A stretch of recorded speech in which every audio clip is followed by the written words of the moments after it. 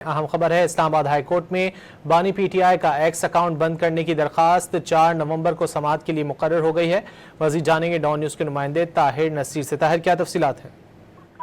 جی رضی، دیکھیں، بانی پی ٹی آئی کا ایکس اکاؤنٹ بند کرنے کی درخواست 4 نومبر کو سماعت کے لیے مقرر کی گئی ہے۔ اسلام آباد ہائی کورٹ کے رجسٹرار آفس نے کاز لسٹ جاری کر دیا۔ اسلام آباد ہائی کورٹ کے جسٹس ارباب محمد طاہر 4 نومبر کو اس درخواست پر سماعت کریں گے۔